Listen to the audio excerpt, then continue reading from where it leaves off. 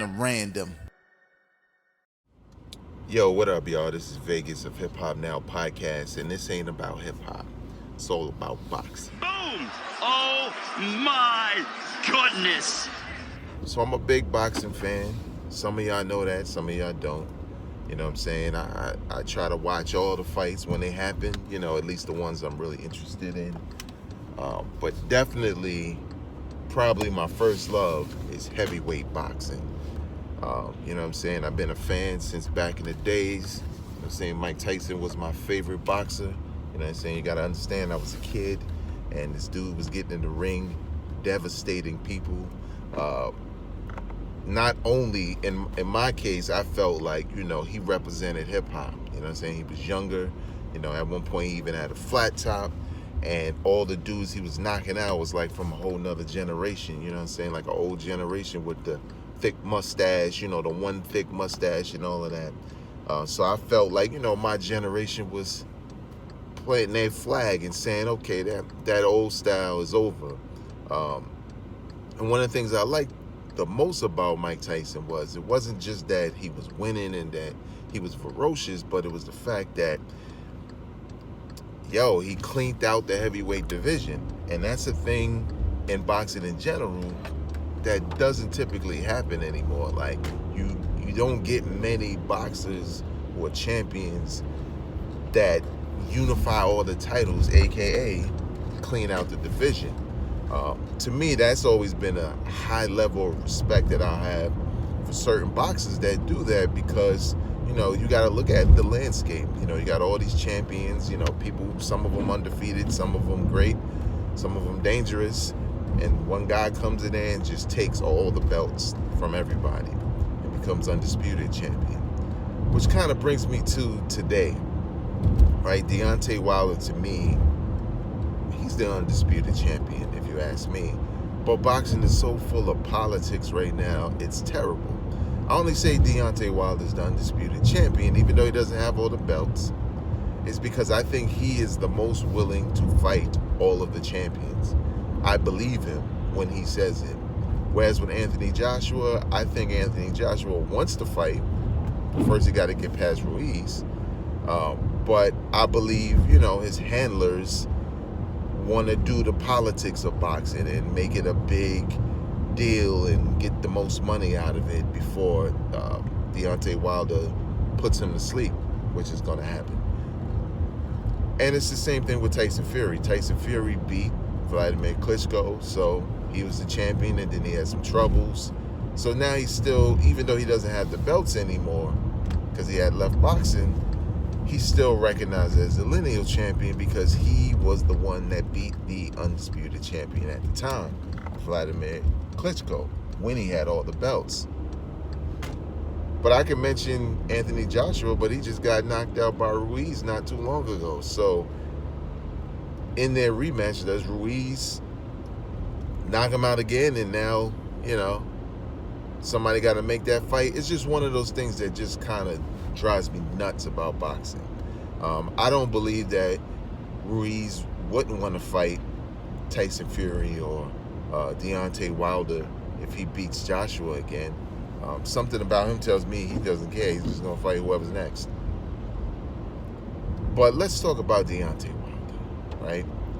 I believe he knocks Fury out this time. But it's always hard to make that bet. Like, the boxing fan in me believes, after what he did to Luis Ortiz in the second fight, he's definitely going to kill Tyson Fury if he catches him again with that right hand. But I had Wilder losing on every card, including the 7th round. Not because he looked bad. There's times where he threw some punches that literally looked like slaps, like he was slapping down something. And I know sometimes dudes slap down punches, but not the way he does it. And I think it bothers me sometimes that with a trainer like Mark Breland, like if you watch old Mark Breland fights, you know what I'm saying? It's not like he's teaching Wilder how to fight like him. It's just Wilder is extremely rough around the edges, and he has a hell of a reach. And if he only established that jab in a way that he could as a taller fighter with that reach, forget about the just finding the right spot to land that right hand. You know what I'm saying? He'd be getting dudes out there much quicker because the jab would be destroying them all night. And then when he hit them with the right hand, they're just not getting up after that. But it bothers me though, because it's kind of like, but why won't this dude all this time, man? Why won't this dude just get those fundamentals down? The power in the right hand is still going to be there. It's not like it's going to detract. And the reason why I say that, because a lot of people will say, well, as long as he got that right hand, he's going to win. It hasn't, left him yet. Let's be clear. Tyson Fury was beating him in a very boring fight. I don't know why people act like that was a good fight. Shit was boring. But Tyson Fury is the better boxer. Luis Ortiz last night was clearly the better boxer. What happens when you get in a ring with a boxer that will never give you that opportunity? And you have to box. You have to do something else. What's going to happen when you have to do something else? That's what happened in the Ortiz fight. It was a fight where he looked like he was clearly going to lose.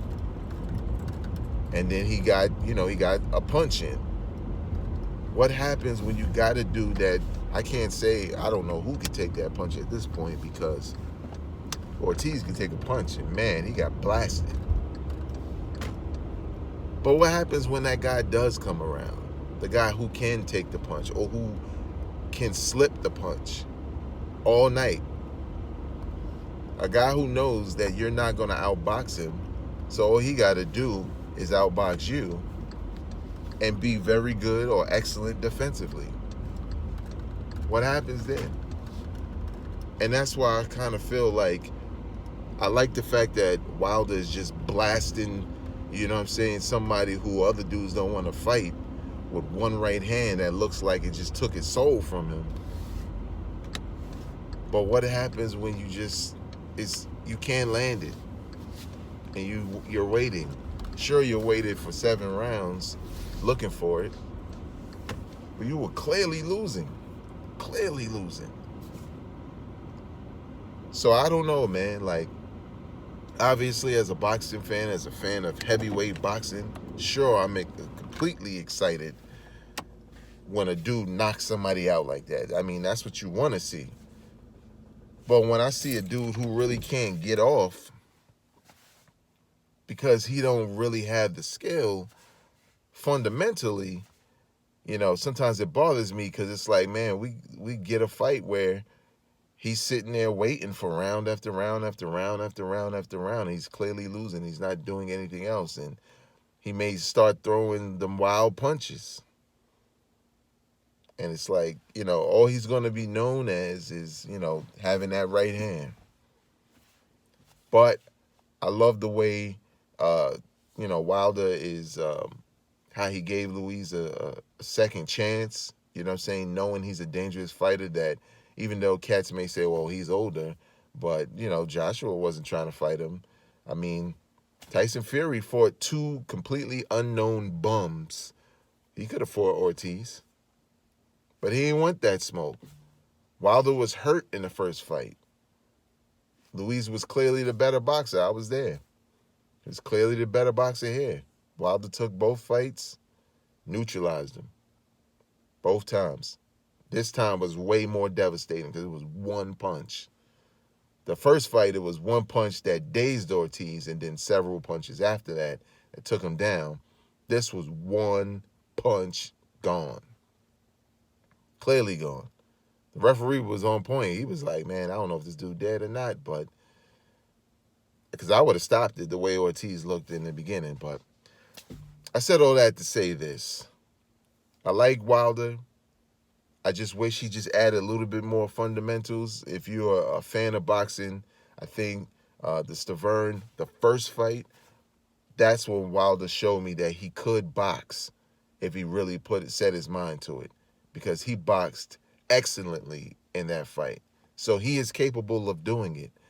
But I guess when you got a right hand like that, you're going to try and see if you can land it, because you can end it and the night is over. That could be the first round. It could be the 7th round. But I feel like Wilder is going to catch Tyson Fury this time with something. I think he's going to be a better boxer because of how he looked against Tyson Fury. Tyson Fury is not going to be there with his head to be hit in the same way that Ortiz was in this shot. And I think, depending on who wins between Ortiz and Joshua, I think he's going to get all the belts if he can get these fights. We'll see. I hope so. I mean, I like the heavyweight division to be competitive. I really would prefer Joshua and Wilder just because of two devastating punches, even though I feel like Wilder catches Joshua and Joshua is going to be gone quick. It's just going to happen. And this was before he fought Ortiz the first time. You know what I'm saying? That same right hand that Wilder has is the same right hand that Klitschko almost took Joshua out with.